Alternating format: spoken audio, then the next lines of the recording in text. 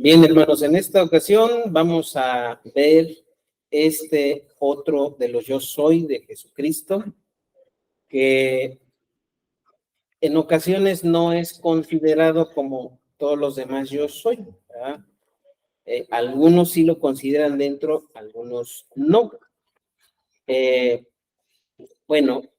No hay, ¿verdad? No debe de haber más bien ningún misticismo, algo oculto, ¿verdad? Acerca de que la frase en sí tenga algo, que represente algo. Bueno, de representar sí, sino que pueda, ¿verdad? Tener un plus, porque es una frase en especial. No, más bien es por la información que Jesucristo da acerca de sí mismo. Cada uno de esos yo soy revela un aspecto acerca de Jesús y la verdad acerca de él, según las Escrituras. ¿Verdad? En especial de yo soy, antes que Abraham fuese, habla acerca de su deidad. Habla acerca de su deidad. Y vamos a ver tres aspectos importantes que cuando Jesucristo confrontó a los judíos con esta verdad, dejó al descubierto otras verdades acerca del hombre, ¿sí? Cuando Dios da a conocer su verdad, la respuesta a esa verdad también nos revela otra verdad acerca de nosotros mismos. Espero que se haya entendido, ¿verdad? Lo que nosotros damos por respuesta a la palabra de Dios también nos hace ver la realidad de nuestra vida respecto a Dios. Quien reconoce a Jesús, quien le acepta como Señor y Salvador, da testimonio de la realidad que ha pasado, ¿verdad?, en su vida. Pero de quien no reconoce a Jesús como tal, da testimonio de lo que esa persona, ¿verdad?, pues ha de vivir, ha de experimentar con respecto a la eternidad, ¿no? Así que vamos a orar, vamos a ponernos en manos de Dios. Señor, te damos gracias, gracias por un día más, gracias por una ocasión más que nos permite estar aquí reunidos en tu nombre. Señor, te pedimos que pues tú nos ayudes, Señor, a comprender tu palabra. Danos entendimiento, Señor, pero sobre todo, ayúdanos, Señor, a que cuando el Espíritu Santo, tu Espíritu, nos haga comprender y recibir esa palabra, al ser iluminados, Señor, no nos resistamos a esa verdad.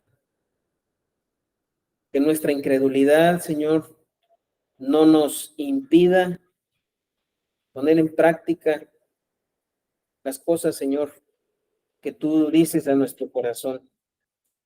Pedimos, Señor, que tu palabra, Señor, haga su obra, porque ella es viva y eficaz. Pero ayúdanos, Señor, a no tener un corazón duro, a ser incrédulos, a ser carnales,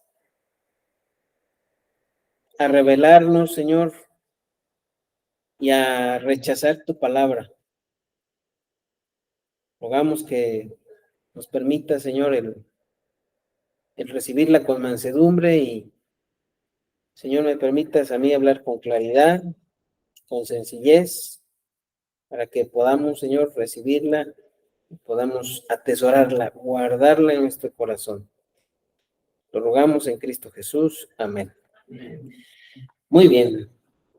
Pues, a ver los hermanos que están hasta atrás, pues procuro presentar una imagen para de ahí tomar, ¿verdad?, un punto de partida para ilustrarnos hacia el tema.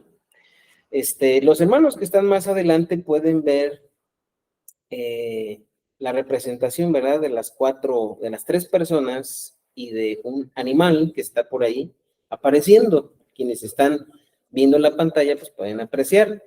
¿Alguien puede describir qué escena es esta? El sacrificio o el intento de sacrificio de Isaac, ¿verdad? Muy bien, muy bien. Los hermanos que están hasta atrás puede ser que no lo perciban bien porque los colores en la televisión se ven un poquito menos brillantes que en la computadora. ¿Ah? Esta es una pintura de un artista italiano conocido como Caravaggio, ¿verdad? Caravaggio. Y bueno, quise compartirla porque muestra, ¿verdad? La escena, digo, la forma en la que la concibió el artista, el ángel deteniendo la mano de Abraham, quien estaba, ¿verdad?, por enterrarlo, hendirlo en el cuerpo de Isaac, su hijo, y ¿verdad?, con un semblante de aflicción, de angustia, pero pues no haciendo nada por detener a su padre, ¿no?, sino esperando lo inminente, lo que pensaba que iba a ocurrir, y a un costado o a un lado se aprecia el cordero, ¿verdad?, del cual dijo Abraham cuando le preguntó a Isaac, ¿se acuerdan? Que le dijo, ¿y el cordero? ¿Y cuál fue la respuesta de Dios? Se proveerá? Qué imagen, ¿verdad? Qué imagen, qué imagen. Pues no tiene nada que ver, ¿no? Cuando ahora, en estos tiempos, nosotros nos oponemos, podemos ser, ¿verdad?, oponentes a la voluntad de Dios con respecto a nuestros hijos, queriendo, ¿verdad?, dirigir sus pasos, y eso es correcto. Dios nos ha puesto por cuidadores, ¿no? Pero queriendo dirigir sus pactos respecto a lo que Dios quiere para ellos, ¿no?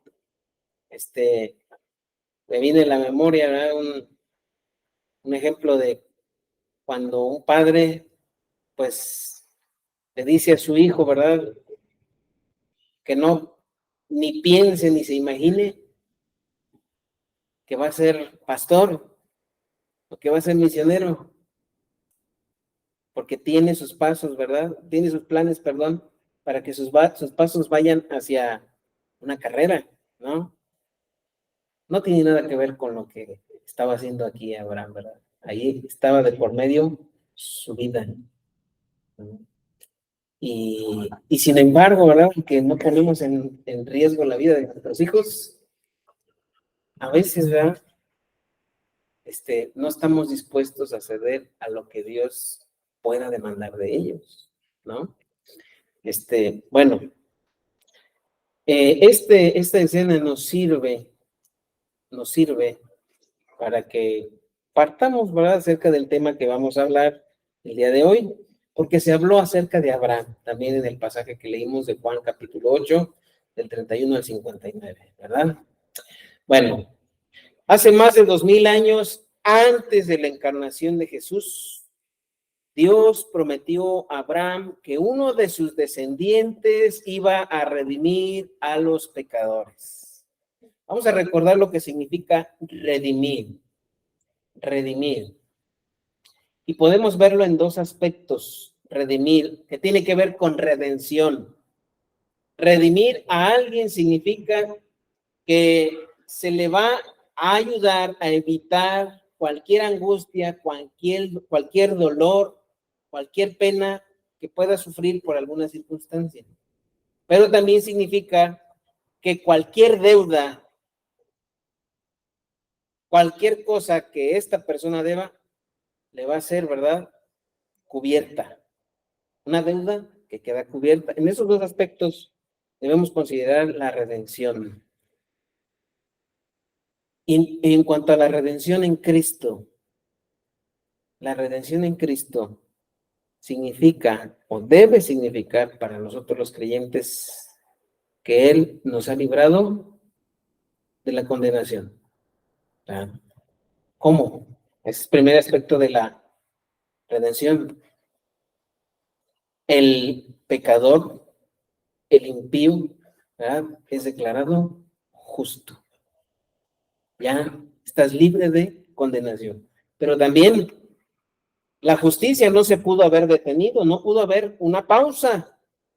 La justicia tuvo que haber seguido su curso, la justicia de Dios.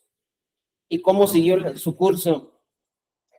Un inocente tomó el lugar del culpable. Dios se proveyó ¿Y quién fue el cordero por el cual Dios se proveyó? Cristo. ¿Verdad? Como dice Isaías, capítulo 53, todos nosotros nos descarriamos, pero Jehová cargó en él, ¿qué? Nuestros pecados, nuestras rebeliones. Ahí está. ¿Ah? Si ahora, hermanos, para mucha gente en estos días, esto es difícil de creer, no de entender. No. La salvación nunca ha tenido que ver con capacidad. La salvación tiene que ver, en cierta forma, sí con capacidad, pero más bien tiene que ver con credulidad, es decir, con creer. Esto es muy difícil de creer para muchos el día de hoy, aun cuando se tiene todo el plano completo o todo el plan completo de lo que Dios hizo para redimir a los pecadores. Ahora se imaginan en tiempos de Abraham, solamente había una promesa: uno de tu descendencia va a ser el que va a redimir a los pecadores. Hermanos, ¿cuántas promesas conocemos nosotros de la Biblia? Antiguo y Nuevo Testamento. Yo creo que muchas, ¿verdad? Y aún así todavía nos cuesta trabajo sostenernos. Y Abraham se sostuvo, no teniendo, ¿verdad?, toda la revelación que nosotros tenemos. Sin embargo, él se sostuvo, ¿no? Ahora, en el capítulo 8 del Evangelio de Juan, es en este capítulo en el cual Jesús hace una dramática revelación de esta promesa. ¿Cuál es la revelación que Jesús hace en esa promesa? El yo soy que vamos a estudiar. Antes de que Abraham fuese, yo soy. Esa es la revelación. Sin embargo, ¿verdad? Sin embargo, vamos a ver que en esa revelación que Dios da a conocer, además de que Cristo es Dios, nos da a conocer de la condición de nosotros como seres humanos y la respuesta que tenemos a esa información, a esa revelación. Bien, vamos a ver 3 puntos. Esa revelación de Cristo muestra del hombre 3 cosas. 3 cosas. 1, esclavitud espiritual. 2, incapacidad espiritual. 3, ignorancia espiritual. Esclavitud, incapacidad e ignorancia espiritual. Bueno, vamos a ir viendo poco a poco cada una de ellas. Esclavitud espiritual. Voy a tratar de ser lo más claro posible porque aquí hay conceptos que son muy importantes y que cuando no tomamos en cuenta todo lo que debemos tomar respecto a ellos, nos quedamos con una mala idea o una mala interpretación. Antes de que lean allí, ¿verdad? Antes de que lean allí. Sí. Porque si no, ya me van a dar la respuesta. No vamos a decir si está correcto o incorrecto lo que usted diga. Pero a ver, ¿el hombre tiene libre albedrío, sí o no?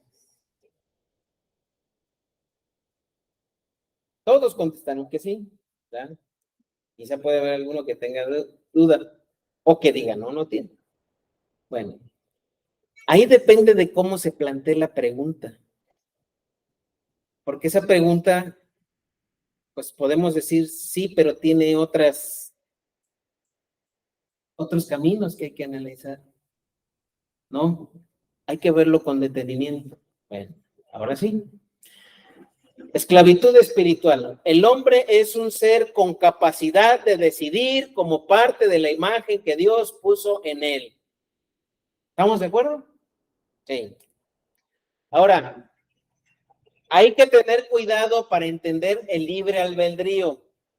El libre albedrío debería de entenderse de la siguiente forma: la capacidad de elegir según nuestros deseos.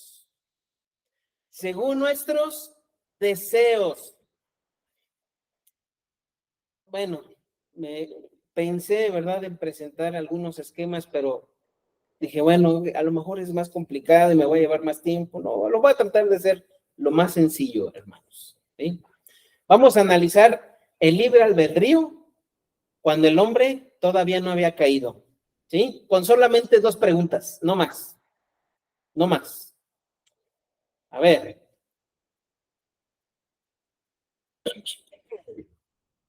Dos preguntas. Cuando Adán y Eva estaban en el huerto del Edén y no habían tomado el fruto que Dios prohibió que tomaran, ¿tenían capacidad de agradar a Dios? ¿Tenían capacidad de no pecar? ¿Sí? Nada más esas 2 preguntas. ¿Tenían capacidad de agradar a Dios? ¿Tenían capacidad de no pecar? Okay. Ahí podemos ver que podían ellos tener el deseo, ¿verdad?, de elegir agradar a Dios. ¿Sale? Pero también tenían la capacidad ¿de qué? De tener decisiones, pero para mal. No tenían pecado, pero tenían la capacidad de decidir no agradar a Dios. Por eso Eva tomó del fruto prohibido y por eso Adán comió cuando le dio de comer a su mujer. ¿Sí? En este punto podemos decir que el hombre estaba en un libre albedrío neutral. Vamos a imaginarnos lo siguiente. Imagínese una esfera completamente, ¿verdad?, esférica, valga la redundancia, o sea, sin imperfecciones,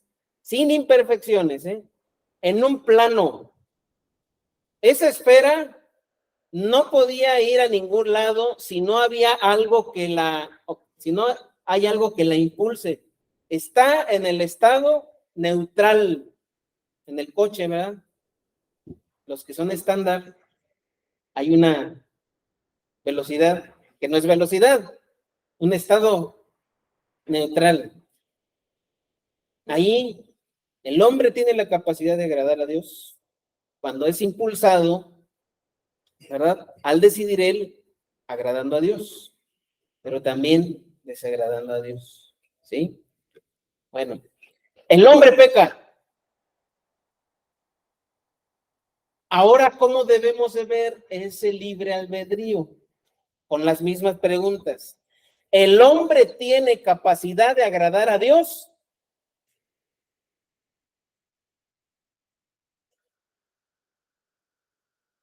Siendo caído, ¿tiene capacidad de agradar a Dios? Eso es a lo que voy. Una vez que el hombre cayó, ¿tiene capacidad de agradar a Dios? ¿Tiene capacidad de dejar de pecar?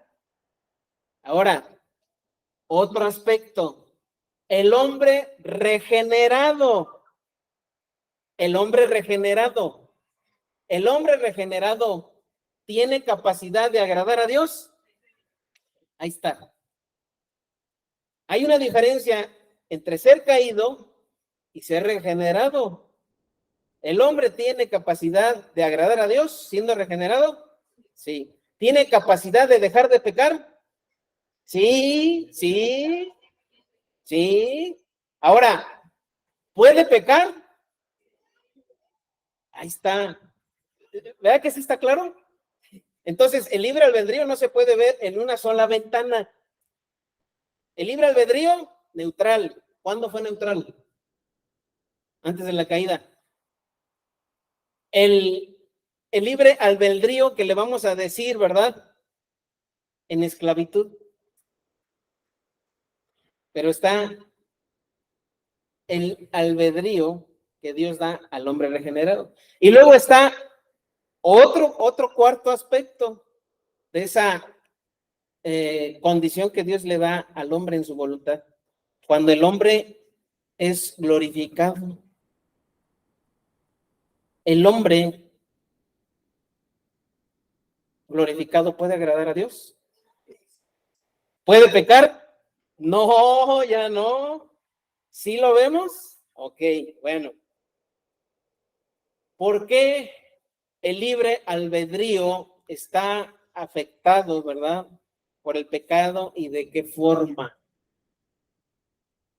Y bueno, es libre albedrío si tomamos la idea de que el hombre puede decidir. Nosotros decidimos. Aún quienes no conocen a Dios deciden, pueden decidir, ¿no? Puede decidir. ¿Cuál es el problema? Que esa esfera, ¿sí se acuerdan que les dije de una esfera? Esa esfera por adentro tiene un plomo. A ver, hermanos varones, si ustedes saben o recuerdan para qué sirven los plomos en los rines de coche. ¿Para qué sirven? Para nivelarlos, para que vayan hacia cierto sentido, ¿verdad? Porque aunque se ve aparentemente bien definida el circulito, el plomo sirve, no, es que necesita rodar bien, ¿verdad? Para balancear muy bien. Entonces, el pecado desbalanceó el libre albedrío de Dios. ¿Y cuál es la inclinación? Hacer lo malo, hacer lo malo. Entonces, siendo caído el hombre, después de Adán y todos sus descendientes tienen esta naturaleza o tenemos esa naturaleza, ¿sí? Solamente en Cristo el hombre puede ser libre de esa condición, ¿verdad? Aquí vamos a detenernos y vamos a leer algunos versículos. Vamos, por favor, a Juan capítulo 3. Juan capítulo 3. Juan capítulo 3, versículos del 3 al 5. Dice así. Ya es un pasaje muy conocido, ¿verdad? Juan 3, del 3 al 5. Dice así. Respondió Jesús y le dijo, ¿a quién? A Nicodemo. De cierto te digo que el que no naciere de nuevo no puede ver el reino de Dios. Nicodemo le dijo, ¿cómo puede un hombre nacer siendo viejo? ¿Puede acaso entrar por segunda vez en el vientre de su madre y nacer? Respondió Jesús, de cierto te digo que el que no naciere del agua y del espíritu no puede entrar en el reino de Dios. Bueno, aquí vemos una condición que la Biblia le llama la regeneración, ¿sí? La regeneración.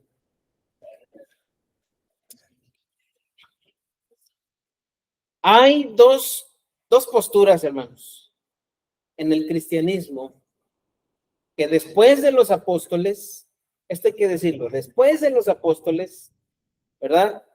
Los diferentes grupos cristianos se inclinaron para un lado o para otro, ¿verdad? Básicamente esos dos grupos dicen, el hombre tiene la capacidad de elegir acercarse a Dios. El hombre tiene la capacidad. Y el otro dice, no, el hombre no tiene la capacidad. Eso solamente depende de Dios. Y ya se les dio un nombre a cada uno, ¿verdad? Usted puede investigar. Y lo digo porque no tiene nada de malo decirlo. Unos son arminianos y otros son calvinistas. Y yo, hermanos, prefiero no tomar esos nombres, ¿ya? Para no tomar una bandera. Porque la enseñanza de unos o de otros está supeditada, o sea, agarrada, o debe de estar, ¿verdad? A la enseñanza de Cristo. A la enseñanza de Cristo. ¿Ah? Por eso no voy a tomar ninguno de los términos y me voy a pegar a lo que Cristo dijo, ¿verdad? En este tema. Y como pudimos ver, vamos a regresarnos a Juan capítulo 8. Juan capítulo 8.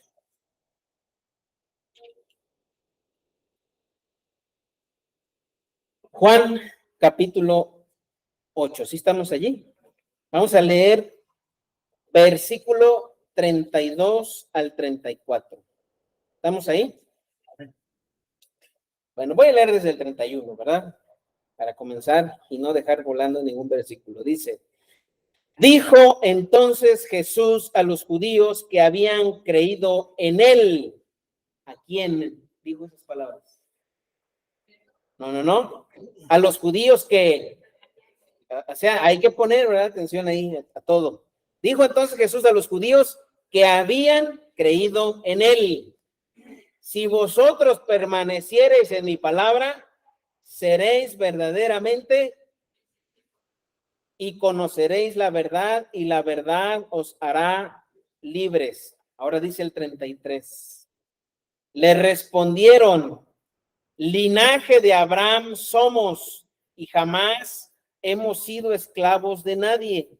¿Cómo dices tú, seréis libres?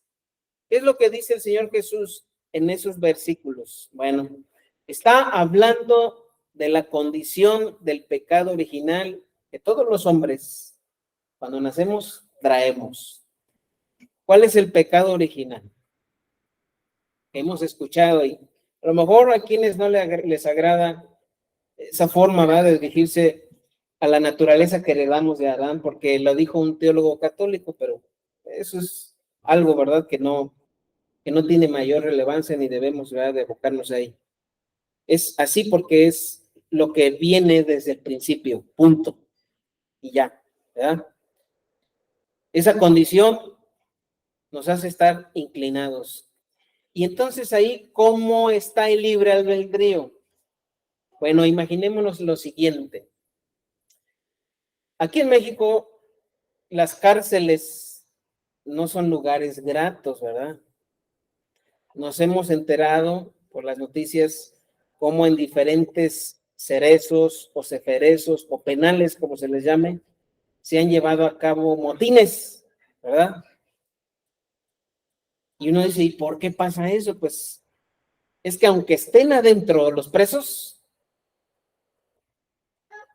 ustedes se han dado cuenta que hay quien tiene habitaciones de lujo, hay quien tiene comodidades, hay quien tiene, ¿verdad?, todas aquellas cosas que están prohibidas en una cárcel y las tienen.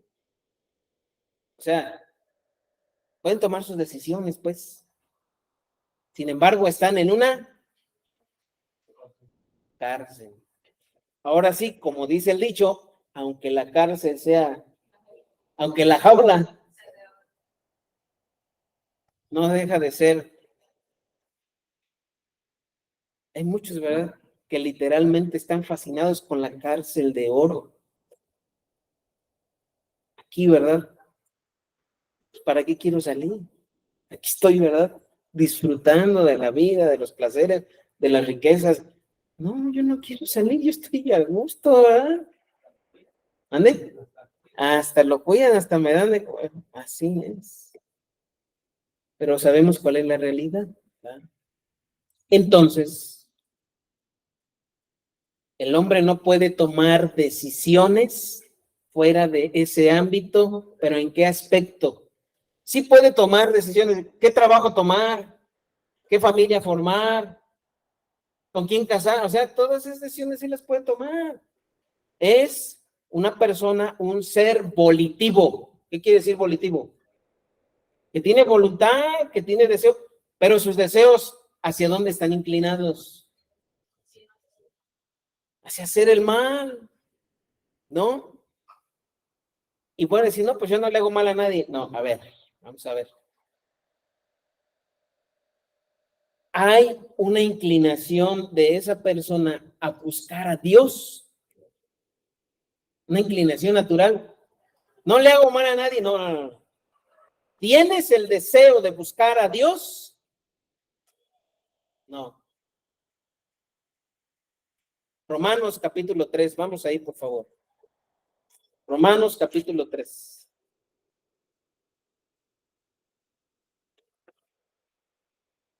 Y conoceréis la verdad. Y la verdad, a ver, Cristo dijo, hay una distinción muy clara entre ser esclavo y ser, lo dijo Cristo. Entonces, Romanos capítulo 3, versículos 10 al 11. Y dice así. Vamos a leer desde el 9. Dice, ¿qué pues? ¿Somos nosotros mejores que ellos? Está hablando a Pablo acerca de los judíos. Dice, en ninguna manera, pues ya hemos acusado a judíos y a gentiles, y digo, no Pablo, sino el evangelio que él predica, que todos están bajo pecado, como está escrito, no hay justo ni aún uno, no hay quien entienda, no hay quien busque a Dios, todos se desviaron, a una se hicieron inútiles, no hay quien haga lo bueno, no hay ni siquiera. Ahí está. Hay una esclavitud espiritual y entonces las decisiones que un hombre o mujer que no ha sido regenerado toma, o más bien no puede tomar, son de tipo moral. ¿Eso qué significa? No puede elegir acercarse a Dios por sí mismo. ¿Por qué? Porque esa esfera que pusimos de ejemplo tiene una abolladura. Ya no puede girar hacia allá, nomás puede girar hacia lo malo, ya no puede girar hacia buscar a Dios. No, ¿por qué? Porque el pecado original afectó el libre albedrío neutral que había en un principio, ¿no? Nomás que aquí luego se nos pierde, ¿verdad? Por ahí los detalles y decimos, no, es que el hombre puede elegir. Sí puede elegir, pero bajo la obra de Dios. Ahorita vamos a ver. Porque como le dijo Jesús a Nicodemo, es necesario nacer de nuevo. Es necesario que esa persona nazca del agua y del... Voy a hablar de una anécdota que contó el hermano R.C. Sproul en uno de sus libros. Este hermano es presbiteriano. Y digo, a mí me sorprende que a pesar de ser presbiteriano, que es un grupo denominacional que promueve el bautismo de menores, aún con esta anécdota, pues él no haya cambiado de parecer, ¿verdad? Respecto a la forma en la que toman el bautismo en esa denominación. Y bueno, él hablaba acerca de otro de sus colegas que fue invitado a una celebración de bautismo de menores. Y ya en esa iglesia, ¿verdad? Iban a proceder a invitarle para que él presidiera el bautismo de menores. Y uno de los ancianos de la iglesia le entrega una rosa blanca. Y entonces él pregunta, ¿y esa rosa para qué sirve? ¿O para qué es? Ah, es que representa la inocencia de los niños. ¿Ok? Hasta ahí. Está bien.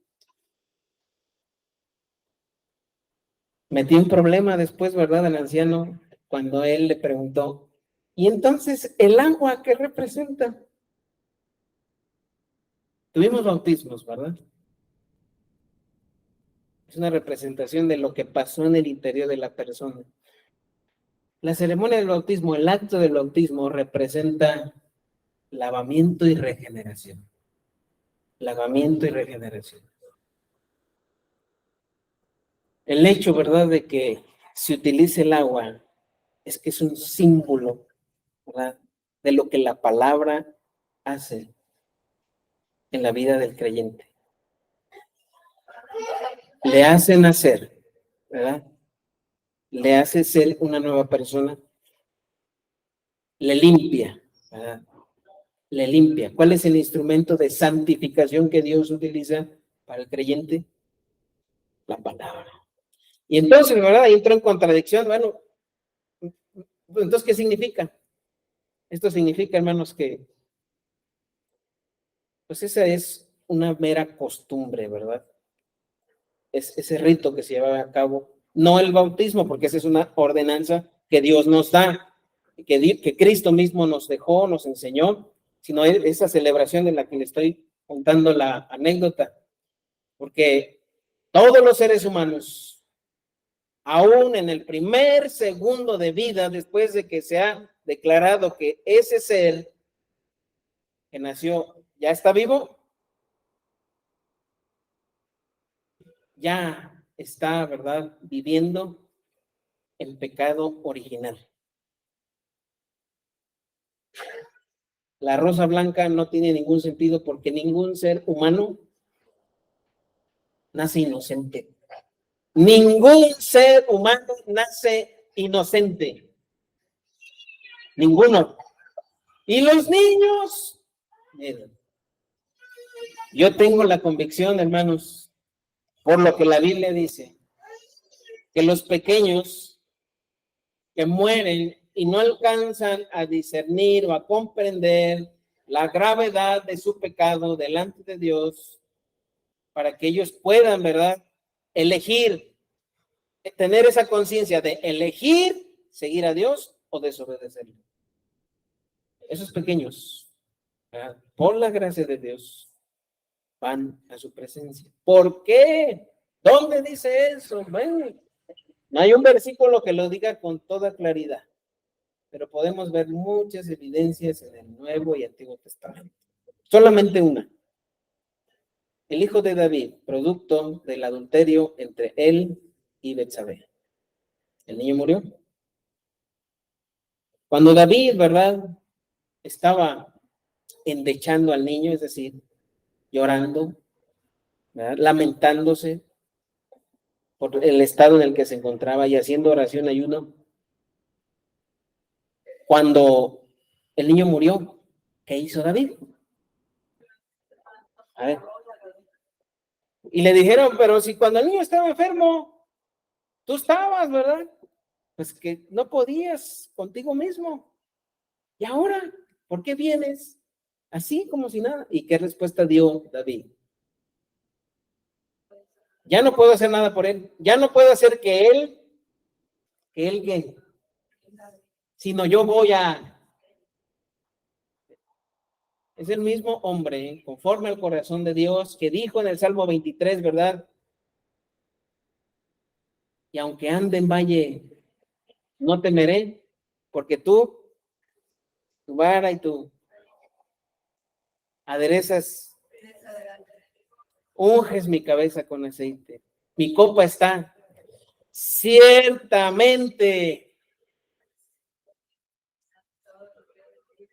Y en la casa de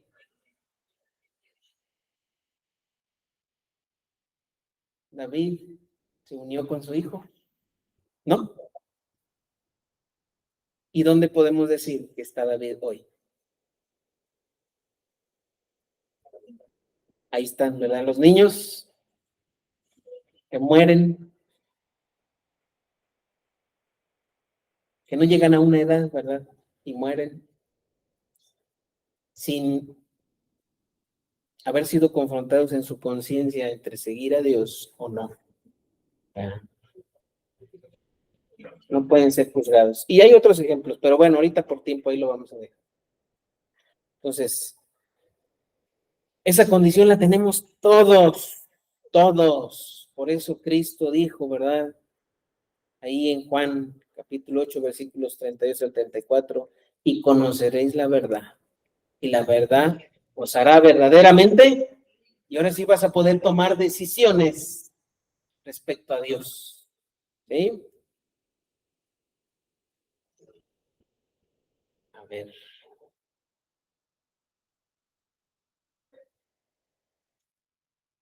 Aquí ya, ¿verdad? Aquí. Es aquí. Capacidad espiritual, ignorancia. Sí, es esta, perdón. Dice así, en cuanto a incapacidad espiritual. ¿Cuál fue la anterior? Esclavitud espiritual. Ahora, incapacidad espiritual. Dijimos que el hombre caído es incapaz de no pecar. ¿Sí? Vamos a repetir esos 4 aspectos. El hombre antes de la caída era capaz de no pecar. Adán y Eva pudieron haber elegido no tomar del fruto. Pudieron haber elegido, no eligieron.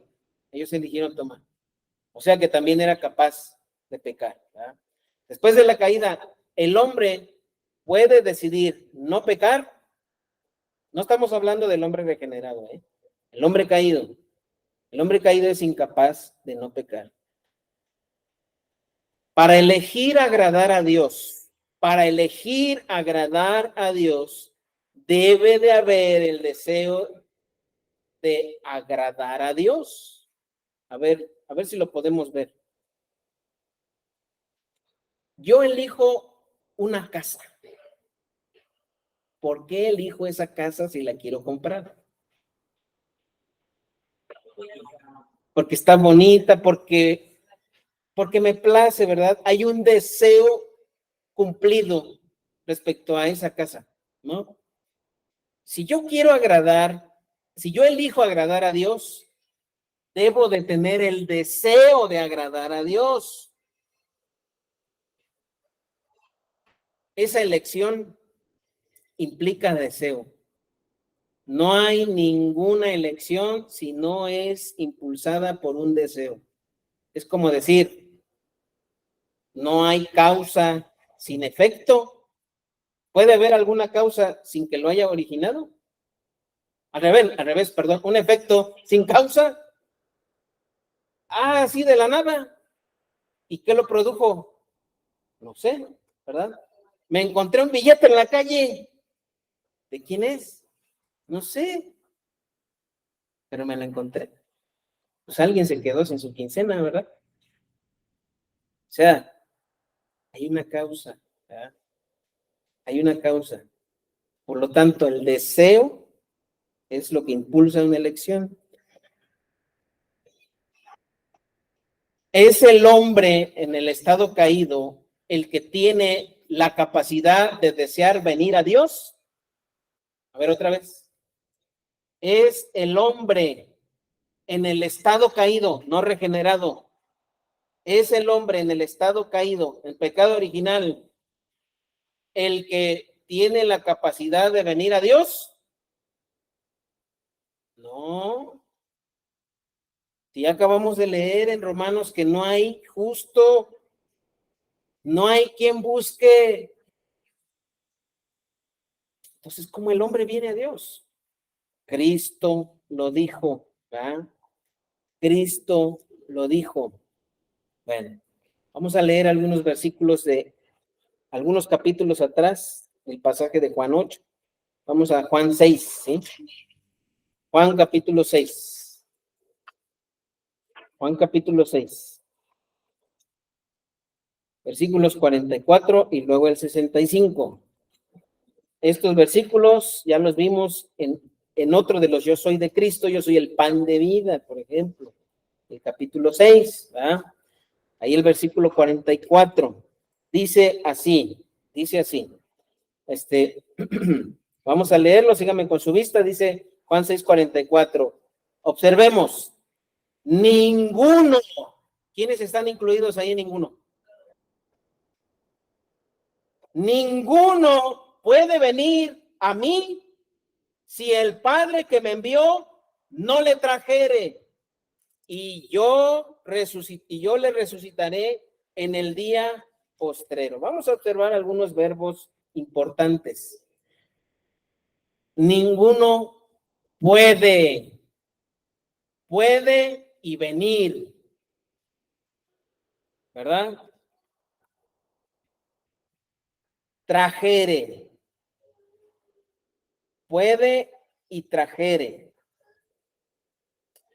Puede habla de capacidad, ¿sí? Puede habla de capacidad. Y traer, la palabra traer ahí, ¿verdad? Es el mismo verbo que se utiliza, por ejemplo, en el pasaje en donde Pablo y Bernabé, ¿se acuerdan que estuvieron en Éfeso?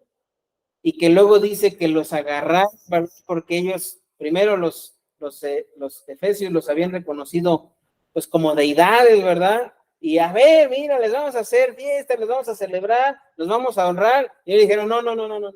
Nosotros venimos a anunciar, los decepcionar, y entonces, ¿sabes qué? Los vamos a arrastrar. ¿Sí se acuerdan? Esa palabra trajere es esa.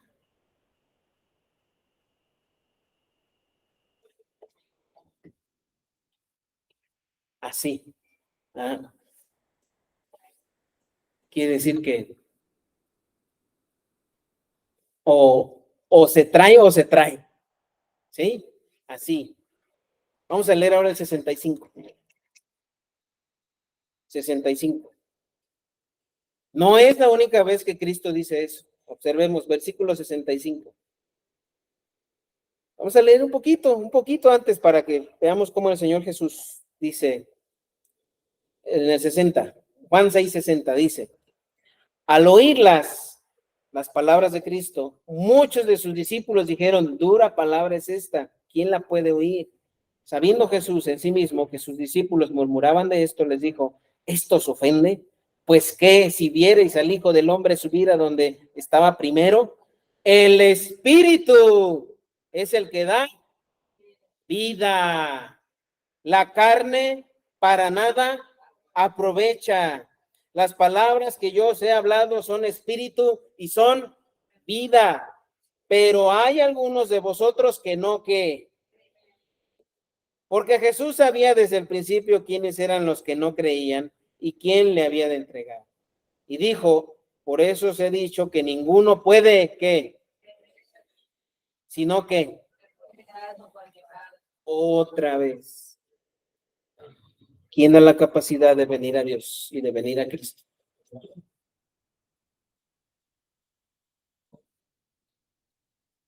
El hombre caído no puede hacer nada por sí mismo. Debe de estar en un estado regenerado para que pueda tomar esa decisión. ¿Verdad? ¿Qué es lo que pasa con las personas que, como leímos aquí, entre los mismos discípulos, entre el mismo Judas Iscariote, esas personas que no responden? ¿Qué es lo que pasa?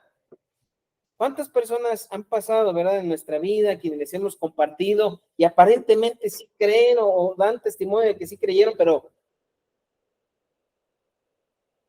bueno, aquí vamos a hacer una transición hacia el último punto. Todavía tenemos tiempo. ¿Quién hace la obra de convencimiento en la persona para guiarle hacia Dios? Bien, el Espíritu Santo. Cuando las personas somos persuadidas por el Espíritu Santo, cuando la verdad de Dios es captada en nuestras mentes y la razonamos, la obra del Espíritu se hace presente. Vamos a leer Hebreos capítulo 4. Hebreos 4, por favor.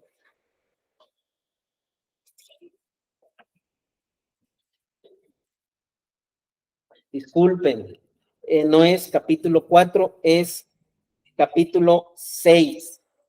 6. Hebreos 6. Hebreos 6. ¿Sí? Hebreos 6. No es 4. No es 4:4, sino 6:4. ¿Sí? Bueno, voy a aclarar el contexto de este capítulo porque este capítulo y el tema que trata ha sido muy mal interpretado y hay quienes ni siquiera lo quieren tocar porque se asustan. Dicen: no, es que este capítulo habla acerca de que la salvación se pierde. La salvación no se pierde, hermanos. Cuando la salvación ha llegado a la vida de una persona, la salvación no se pierde. ¿Verdad? Digo, hay un argumento muy fácil, decir: bueno, si nosotros no hicimos nada por la salvación, no podemos perderla. No, bueno, yo diría, ¿verdad? Es que la salvación, ¿verdad? La salvación que Dios otorga mediante la regeneración para que el hombre crea en él, ¿verdad? Hace su obra completa. ¿Verdad? Y esta obra va caminando, va en proceso, ¿verdad? Y hay algo que Dios prometió, ¿verdad? En Filipenses capítulo 2, ¿verdad? Donde dice que el que comenzó en vosotros, la que, así, o sea, no hay forma. Entonces, ¿de qué habla lo que vamos a leer? Vamos a leer desde el versículo 1 hasta el 4. Hebreos 6, del 1 al 4. Dice así: por tanto, dejando ya los rudimentos de la doctrina de Cristo, vamos adelante a la perfección, no echando otra vez el fundamento del arrepentimiento y de obras muertas, de la fe en Dios, de la doctrina de bautismos, de la imposición de manos, de la resurrección de los muertos y del juicio eterno. Y esto haremos si Dios en verdad lo permite, porque es imposible que los que una vez fueron iluminados y gustaron del don celestial y fueron hechos partícipes del Espíritu Santo y asimismo gustaron de la buena palabra de Dios y los poderes del siglo venidero y recayeron, sean otra vez renovados para arrepentimiento, crucificando de nuevo para sí mismos al Hijo de Dios y exponiéndole al vituperio. Y uno dice, ay, y está bien que uno tenga temor de la palabra de Dios, pero hay que ver lo que dice. Primero, ¿a quién fue escrito el libro de Hebreos? El libro de Hebreos fue escrito a judíos. Ahora, entre esos judíos había judíos creyentes genuinos, salvos, pues. Pero también había judíos que habían, como dice aquí, gustado del don celestial.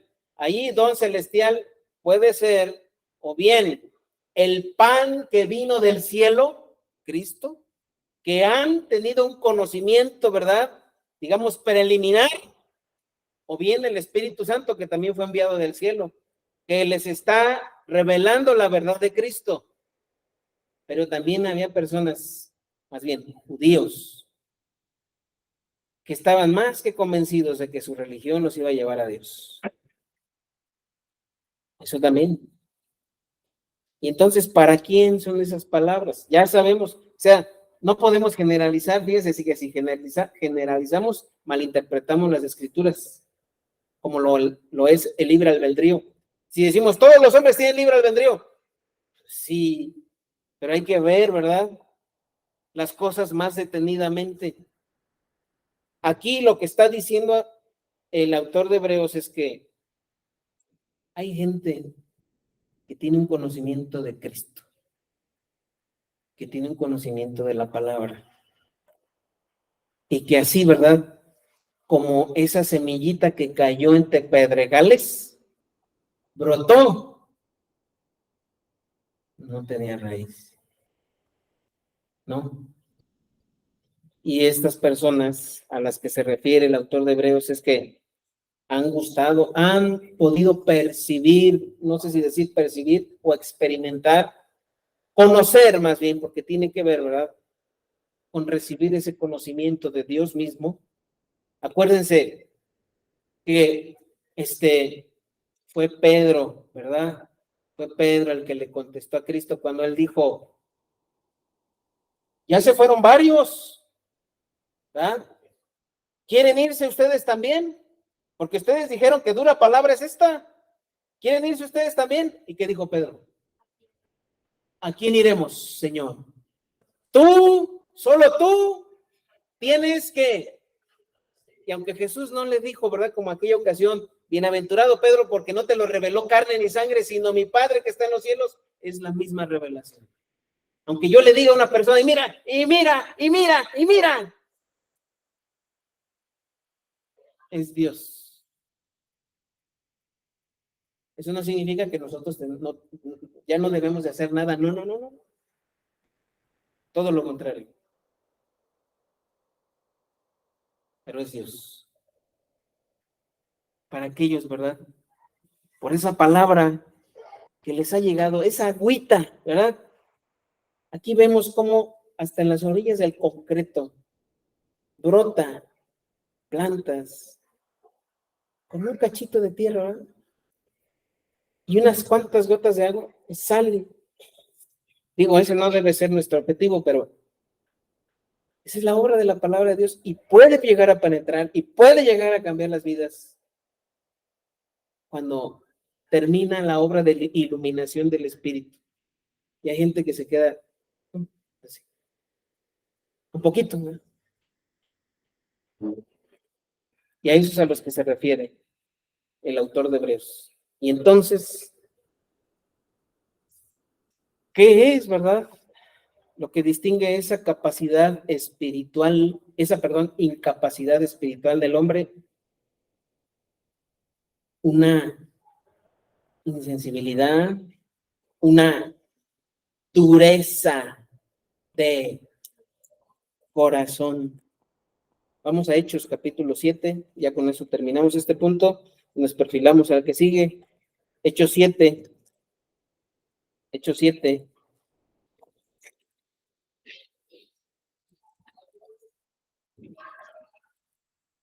Ya más o menos ubicamos los eventos o personajes en los capítulos de la Biblia. El libro de los Hechos, en el capítulo 1 y parte del 2, nos habla acerca de la venida del Espíritu Santo. El 3 y 4, la vida de los primeros creyentes. El 5 y el 6, de los acontecimientos entre la iglesia. Y el 7, ¿verdad? Nos habla de un hombre que vio abrirse los cielos, ¿verdad? Y a la diestra del Padre ver a Cristo. ¿Quién fue? Esteban. Esteban en el capítulo 7, versículo 51.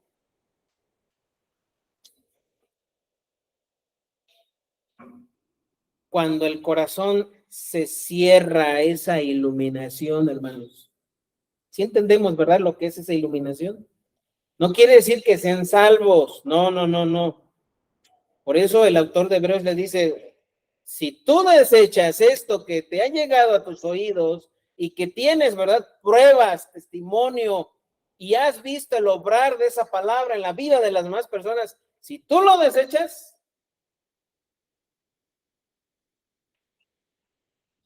no hay otra cosa que Dios haya provisto para que los hombres seamos redimidos de nuestro pecado. Entonces, cuando la persona se cierra así, ¿verdad? ¡Pum! Ya, se selló. Dijo Esteban a los judíos después de que les dio un sermón guiado por el Espíritu Santo, hermanos, fíjense, no eran capaces de replicarle, no fueron capaces, ¿verdad?, de decirle algo a Esteban para decirle estás mal. No, no, no, no, no. Guiado por el Espíritu Santo, dice, lleno de gracia y de poder, ¿no? Él hablaba y él, ¿verdad?, presentaba defensa ante aquellos que pues, le intentaban rechazar o refutar todo lo que él decía acerca de Jesucristo y el Evangelio. Y cuando ellos ya no tenían ningún argumento que decir, fíjense lo que dijo Esteban, versículo 51. Dice, duros de cerviz e incircuncisos de corazón y de oídos, vosotros que resistís siempre al Espíritu Santo como vuestros padres, así también vosotros. ¿Y así es? Resiste uno al Espíritu Santo. Claro, no creyentes y creyentes. ¿Estamos de acuerdo? En el Antiguo Testamento, en Génesis capítulo 4, capítulo 6, cuando Dios dijo, me arrepiento de haber hecho al hombre, es decir, siento dolor al ver lo que ahora el hombre ha hecho. Por tanto, ya no contenderá más ahí está, una lucha, ¿verdad? Ahí, para que la mente de los hombres acepte la verdad de Dios.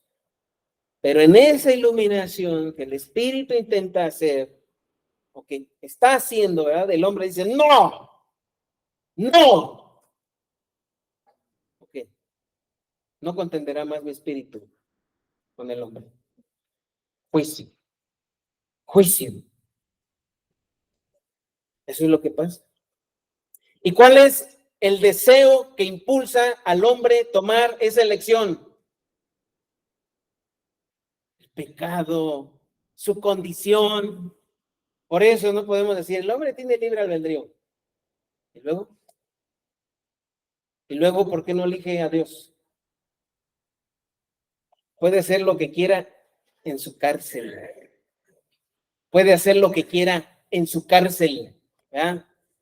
Puede tener todos los lujos que quiera en su cárcel. Puede tener una tina, un asiento de oro en su cárcel, pero sigue siendo cárcel. Por último, hay una ignorancia espiritual. Vamos a Juan capítulo 8, ya estamos por terminar. Juan capítulo 8.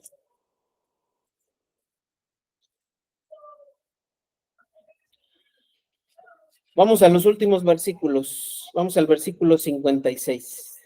¿Sí? De ahí en adelante. Cristo dijo, el que guarda mi palabra nunca verá muerte. Me quedó muy grabado, hermanos, la siguiente frase de alguien, ¿verdad? Que una vez estaba escuchando un mensaje acerca de la necesidad de dar evidencia o testimonio de una salvación legítima, ¿verdad? Y me acuerdo, ¿verdad? Que la frase es, por esta persona hay muchas más, que dice, pero no es por obras, ¿eh? Pero no es por obras. A ver. Entiendo, ¿verdad? Que cuando uno dice, no es por obras, no es que nosotros tengamos que hacer algo para obtener la salvación. ¿Ah? No. Pero a ver, ¿qué quiere decir esto que Cristo dijo en Juan 8:51? El que guarda mi palabra nunca verá muerte. ¿Qué quiere decir guardar? Que la entienda, que la lea. Obedecer. Bien. A ver, vamos a usar las enseñanzas de Cristo, ¿sí? Cristo dijo,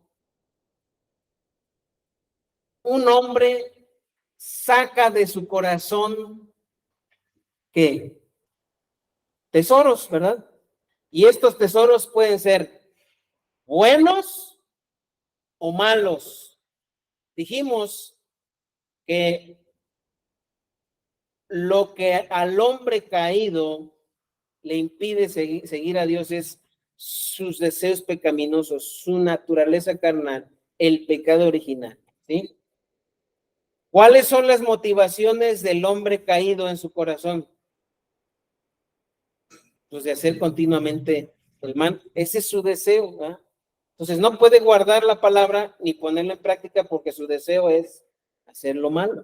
Ahora, si yo guardo la palabra de Dios es que yo estoy dispuesta a hacer su voluntad, a guardar, a obedecer sus mandamientos. Quiere decir que entonces yo debo de tener el deseo de obedecer, ¿sí o no? Yo no puedo guardar la palabra si no tengo el deseo de obedecer, ¿no?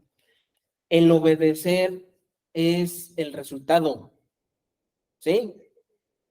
No es lo que da la salvación.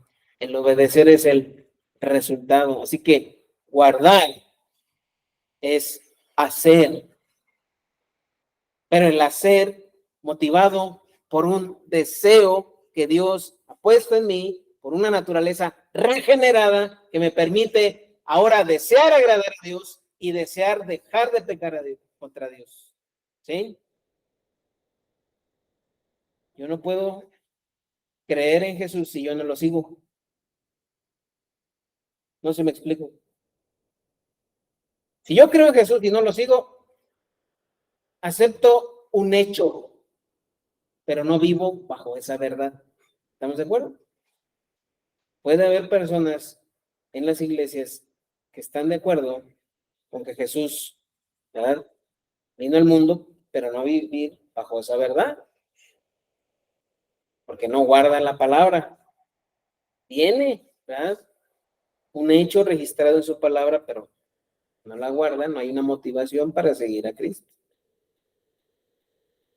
Esa es una ignorancia espiritual. Esa es una ignorancia espiritual. Pues no que no se conozcan los hechos. Aceptar los hechos no da salvación, hermanos. A ver si se entiende. Aceptar los hechos no da salvación. Aceptar los hechos y vivir bajo esa verdad. Pero vivo bajo esa verdad porque yo fui regenerado, porque fueron regenerados y tienen el deseo de agradar a Dios y dejar de pecar. Solo Dios puede llevar al hombre caído a reconocer verdaderamente a Cristo como el Salvador enviado de Dios. Y dice, ¿verdad? Los versículos 56 en adelante. Los judíos tenían los hechos, ¿verdad? A flor de piel, y eso no los hizo salvos. Versículo 56 dice: Abraham, nuestro padre, se gozó de que había de ver mi día, y lo vio y se gozó.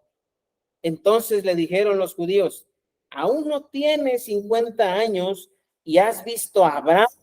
Jesús les dijo: de cierto os digo, antes que Abraham fuese, yo soy. Y bueno, su corazón fue cerrado, o ellos cerraron su corazón, porque tomaron entonces piedras para arrojárselas, pero Jesús se escondió y salió del templo, y atravesando por en medio de ellos se fue. Y así es.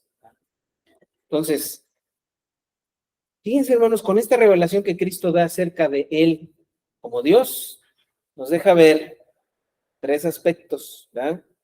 Vamos a regresar nomás para repetir. De la esclavitud espiritual en la que está el hombre caído, quien no está regenerado. Una incapacidad espiritual. No hay un deseo de buscar a Dios. No se puede elegir servir a Dios o seguir a Cristo. Y por último, pues hay un desconocimiento, ¿verdad? Un desconocimiento vivencial de esa palabra. Por eso es que Dios tiene que intervenir, ¿no? Y lo que Dios ha hecho en nuestra vida, coincido con lo que dijo el hermano Juan Carlos hace rato. Ya cuando hemos visto todas estas cosas hechas realidad en nuestra vida, no tenemos más que vivir agradecidos con Dios. Ya cuando vemos la realidad de lo que Dios hace en nuestra vida o hizo en nuestra vida, ¿y por qué yo y no mi hermano? ¿Por qué yo y no mi pariente? ¿Por qué yo y no otra persona? Porque Dios le agradó. Y vemos que no hay nada digno. Incluso, ¿verdad? El hecho de creer viene porque Dios, como dice según a los Corintios 4:6, ya por tiempo no lo buscamos, que dice, porque Dios mandó que de las tinieblas resplandeciera la luz de Cristo en nuestro rostro. ¿Quién dijo en Génesis, sea la luz? Y fue la luz. Porque Dios mandó que de las tinieblas resplandeciera, ¿qué? La luz en nuestros corazones, en la faz de Cristo. Bueno, hermanos, y entonces, ¿qué pasa con los creyentes? Porque dijimos que un creyente puede dejar de pecar, un creyente puede agradar a Dios deseando estas cosas, ¿verdad? Desear no pecar y no peca. Desea agradar a Dios y agrada a Dios. Y ahora, ¿por qué no suceden estas cosas continuamente? Porque somos conscientes, ¿verdad?, que no sucede continuamente. ¿Por qué pecamos?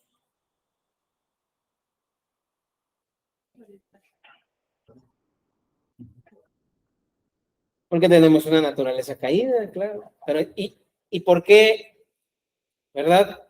teniendo esa naturaleza caída que permanece ahí hasta que muramos, ¿por qué seguimos obedeciéndola?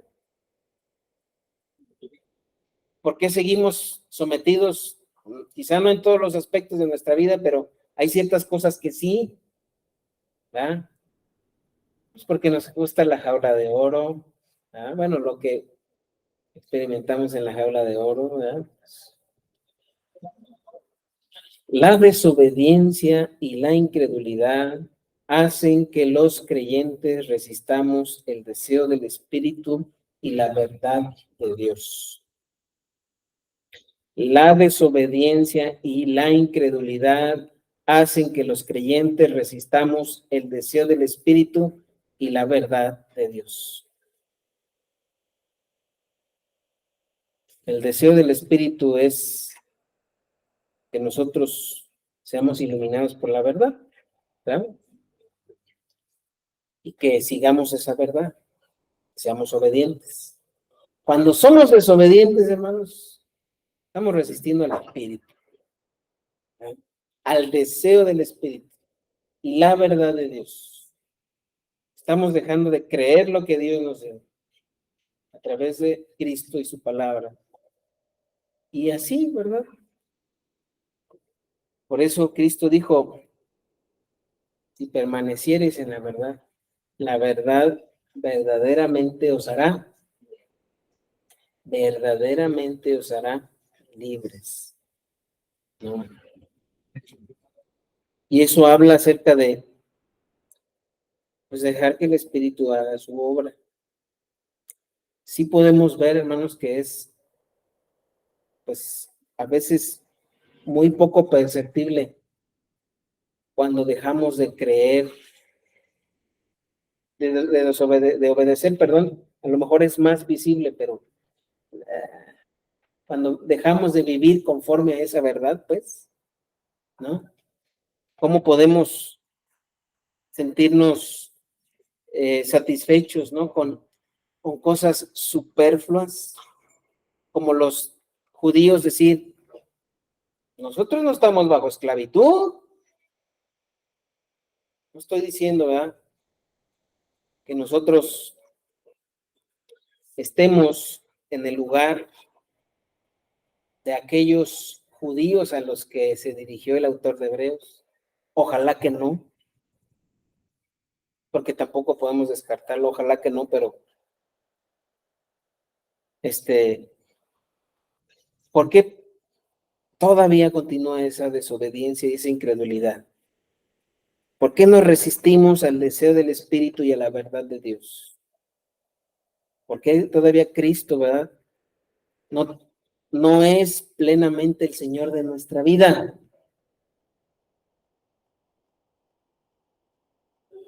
Porque hay desobediencia e incredulidad. Bueno, vamos a orar, hermanos, y pues vamos a orar a Dios poniéndonos a cuentas con Él y reconociendo, ¿verdad?, esas cosas. Señor que estás en los cielos, gracias, Padre, porque nos has dado tu palabra y por medio de ella hemos conocido a Cristo. Hemos conocido tu verdad y Él es la verdad. Gracias, Señor, porque has enviado a tu Espíritu para que seamos persuadidos, convencidos de nuestra necesidad de salvación y de nuestra necesidad de dependencia de ti, Señor. Reconocemos, Padre, nuestra desobediencia, nuestra incredulidad, porque todavía dejamos esta carne, como dijo Pablo, este hombre terrenal, este vaso de barro, todavía disponga, Señor, de nuestra voluntad. No estamos, Señor, dispuestos a ceder nuestra voluntad a tus deseos. ¿Por qué? Porque no creemos o resistimos al Espíritu. Te pedimos, Señor, que nos perdones y nos ayudes, Señor, a tener la mente de Cristo, a decir como Cristo, cómo se deleitaba, cómo manifestaba su gozo en hacer tu voluntad. Ayuda, Señor, a cambiar nuestros afectos, nuestros deseos, nuestras inclinaciones hacia ti, Señor.